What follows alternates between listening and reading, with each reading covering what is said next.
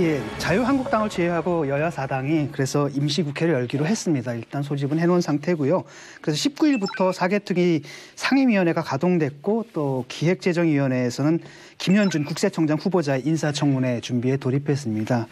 여기에 대해서 지금 한국당은 일단 등원은 거부하고 있는데 선택적으로 윤석열 검찰총장 후보의 인사청문회에는 참여하겠다 이런 쪽으로 가닥을 잡고 있는 것 같아요. 그래서 투트랙인데 뷔페식인 것 같아요. 먹고 싶은 것만 이렇게 딱 먹겠다 이런 것 같은데 일단 한국당의 국회 정상화 조건을 보게 되면 이게 계속 늘어나거든요.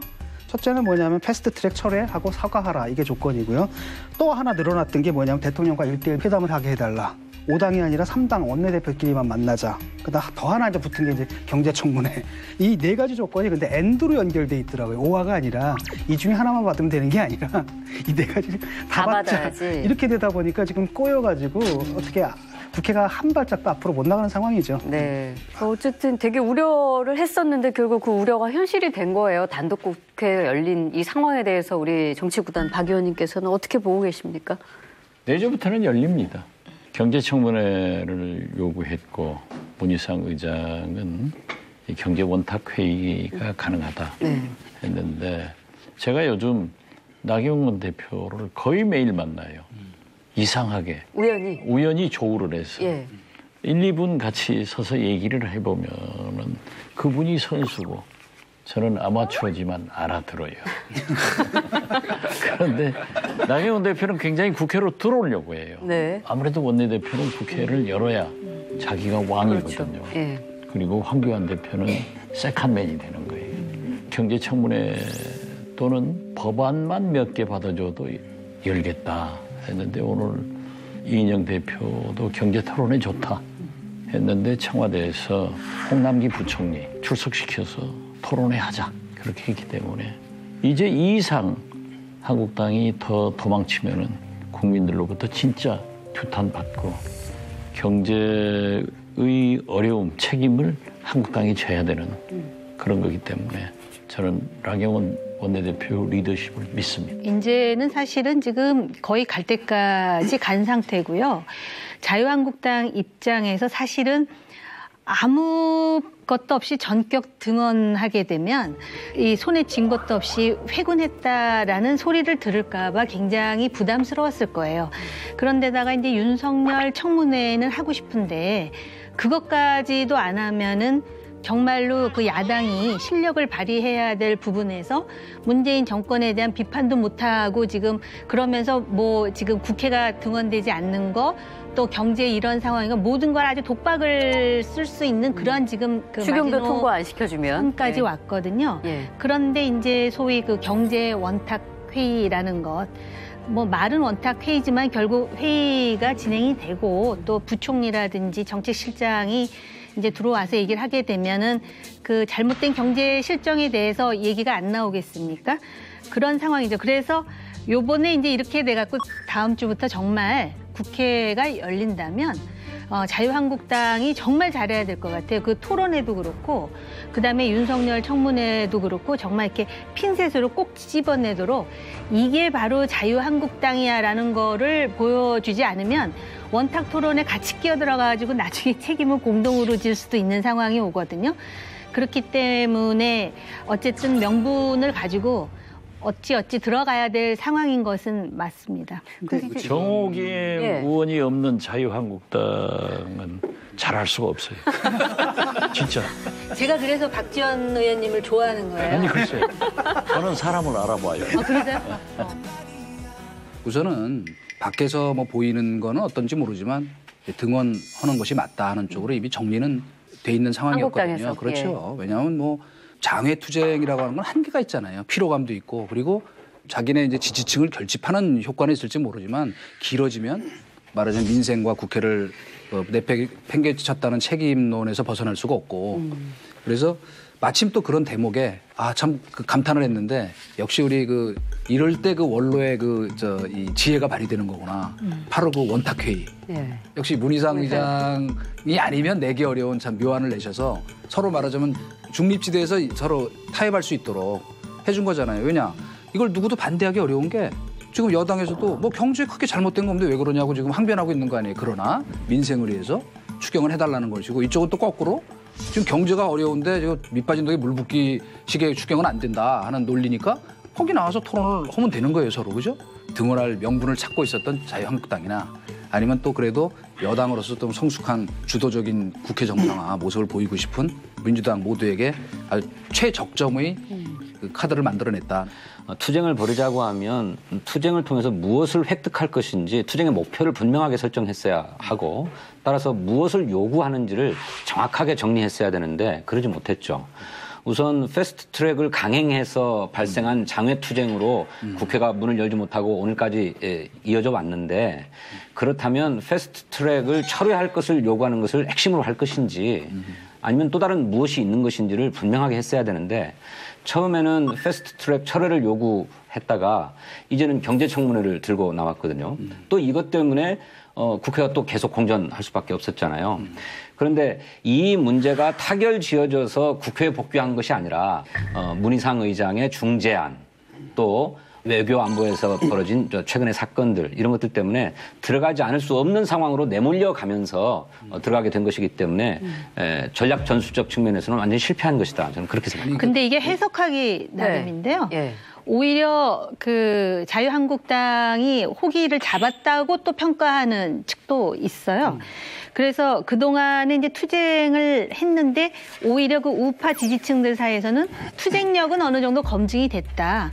근데 이제 중도로 외연을 확장해야 되는 상황에서 자꾸 나경원 원내대표가 자꾸 요구를 하게 되잖아요. 그러면 이제 명분을 달래는 얘기 사실은 현실적으로 필요하기도 하지만 명분을 달라 그러면 여당이 명분을 줍니까? 그러니까 아까 이수석께서 말씀하신 대로 지금 들어가서 할 게 되게 많아요. 경제뿐만이 아니라 그 목선 그 귀순도 그렇고요. 그다음에 지금 당장 청문회 있지 않습니까? 그래서 오히려 내 발로 들어가겠다 하면서 진격하는 모습으로 당당하게 들어가되 이 아까 이제 우리 진 의원 그 지적하셨듯이 그러면 경제 원탁회의면 구체적으로 뭘 할 것인지를 좀 이렇게 구체화할 필요는 있죠. 네. 우리가 다 잘 되기를 바라는데 혹시 한국당 황교안 대표나 나경원 원내대표 등 의원들이 외부자들을 시청하면 국회가 안 열릴 것 같아요. 그러니까 비난하지 말고 잘 열도록 하자 이거죠. 그런데 달래려고 그래야지 자꾸 비난하면 안 되지. 야당의 가장 강력한 투쟁 장소는 국회예요. 그럼요. 국회가 열리면은 야당 판이 돼요. 그런데 그것을 버리고 지금까지 정력만 낭비된 거예요. 그리고 지금 그 국회를 버려서 아무리 황교안 대표가 악을 쓰고 다녀도 정부에서 대답 안 합니다. 대답 안 하면은 모여요. 그래서 국회를 열어가지고 경제도, 목선 노후 기순도 다 따져야지. 네. 그리고 청문회도 해야 윤석열 청장 후보자의 모든 것이 드러난단 말이에요. 그러니까 국회가 열리게 하자. 나경원 원내대표는 인사청문회부터 이제 국회로 복귀 시동을 거는 반면에 또 황교안 대표는 민생행보 시즌2를 이어가고 있습니다. 정치권에서는 그래서 이 원내 협상 책임자인 나경원 대표가 당내 강경파에 끌려다니는 것이 아니냐 이런 지적도 나오고 있는데 어떻게 보십니까? 황교안 대표가 계속 가이드라인을 준 거잖아요. 패스트트랙 철회.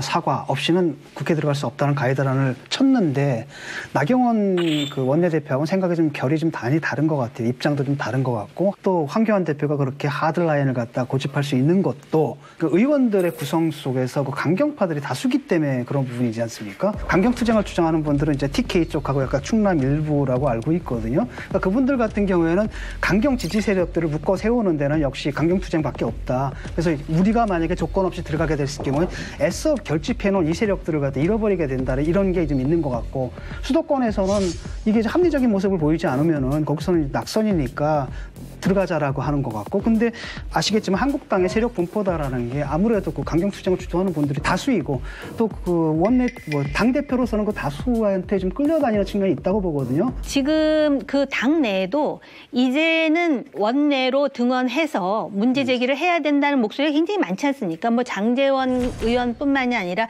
친박 진영이었던 뭐 윤상현 외통위원장도 그렇고 또 어떻게 보면 황교안 대표가 그렇게 말은 했지만 어찌됐든 명분이 있어서 들어가는 것이 지금 합리적일 수밖에 없는 그런 상황에서 과연 황교안 대표가 절대 안 돼? 이렇게 할 거라고 생각하지 그거를 않습니다. 알았는데 아니, 시즌 2를 들어갑니까? 그건요. 그 부분은 어떻게 보세요? 투탑 시스템인데 예. 뭐라 하더라도 국회의원은 지금 현재 국회가 안 열려가지고 2달이 넘으니까 입이 근질근질한 거예요. 그리고 야당 의원들은 국회를 열면 자기 판이 되는데 지금 아무것도 못하고 오직 황교안 대표 이런 연설만 나오잖아요. 예. 국회의원들은 싫어해요. 그리고 당대표가 저렇게 해봐야 나경원 대표가 한다 하면 가는 거예요. 그럼요. 그래서 황교안 대표가 지금까지 한 얘기는 그냥 흘러들으면 돼요. 그 황교안 대표라고 해서 여기저기 다양한 이런 여론을 안 듣겠어요. 그 중도로의 외연학 때도 전혀 도움이 안 된다는 걸 바보가 아닌데 모르겠냐고요. 그러니까 이제부터는 투트랙으로 어차피 가야 된다. 필요할 때는 또 장외로 나가더라도 원래 정치는 옛날에 그 우리 저 양김 그분들이 다 그렇게 하셨지만은 국회 들어가거나 큰 결단 내릴 때 이유 없이 하는 거예요. 김대중 대통령이 국민의당 창당하고 민주당 분당할 때 다 그때 미쳤다 그랬어요. 우리가 기자들도. 국회의원이 국회 들어가서 의정 투쟁하겠다는 그걸로 되는 거지. 그러니까 자꾸 이렇게 따지면 무슨 얘기 되냐면 이렇게 들려. 그러니까 국회 들어오지 마. 그러나 그거는 별로 지금 이 건강한 그 얘기가 아니다. 그리고 실제로 이미 내부적으로 방향을 정해놓고 있어요. 그렇기 때문에 그건 아마 그렇게 간다고 보는 게 맞을 겁니다. 이 장애투쟁의 세계적 선수는 김대중 대통령. 그렇지. 그러니까 항상 나갈 때는 입구를 정해놓고 가요. 전격적으로 하고 전격적으로 돌아버려요. 그럼.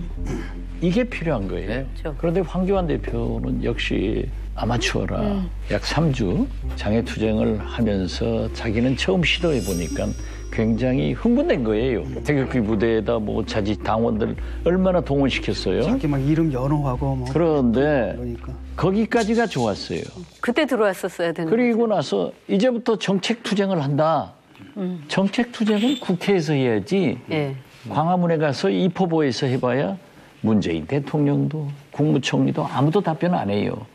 그때 들어왔으면은 황교안이 참 새로운 정치를 하는구나 하는데 그때도 계속하고 지금도 계속하니까 오히려 나경원 대표의 리더십이 훨씬 돋보였지만은 어떻게 됐든 들어온 것은 아주 한국당이 잘했으니까 두고 봐야죠. 아무튼.